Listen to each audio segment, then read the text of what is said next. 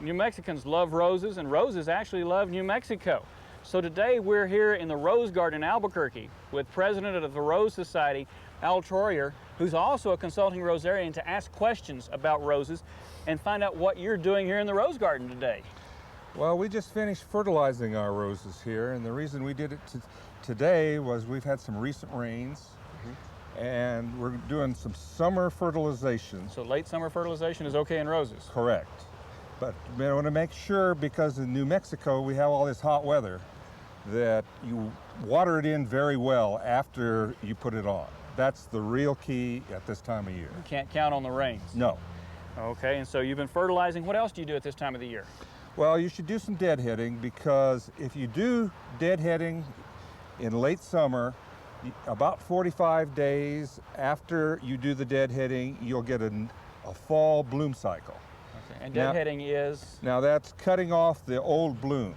Now if you leave those old blooms, they turn to hips, and all the energy from the rose goes into the hips, and you'll get no new blooms. You need to define hips as well. Well, hips are old blooms that have fertilized, and they make seeds, and some of which are sterile and some of them which would actually grow. So they've got fruit, it's the fruit, Right. which some people like those because they're high in vitamin. They make jelly and such out of it. That's very true. That's very true. But If you don't do any fertilization, any spraying, which we don't in this garden, you could use them for that.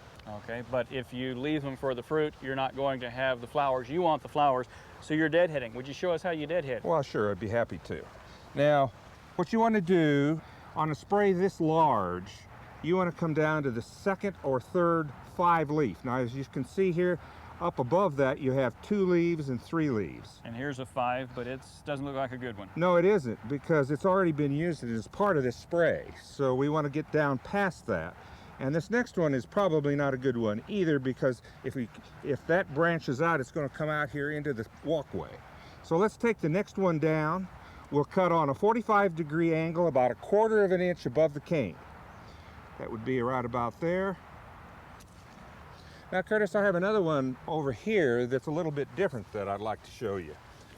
Along with deadheading, when you get sprays at this time of year, what you want to do is you want to take this middle bloom and you want to break that out like that. So that allows you to get some fluorescence. You get a broader, all flowering at the same time. That's correct, and there'll be a much prettier spray that you'll be able to have. Well, good. And there are other things going on here that you're doing at this time of the year? Now, some of the things that you might want to do, as you can see with this particular cane, it's a very long cane and it's hanging out into the walkway.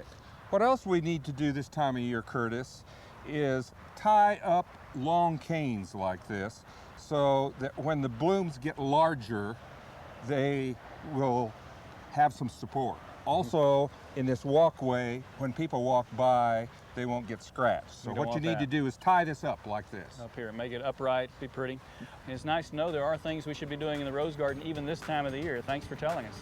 Oh, you're welcome, Curtis.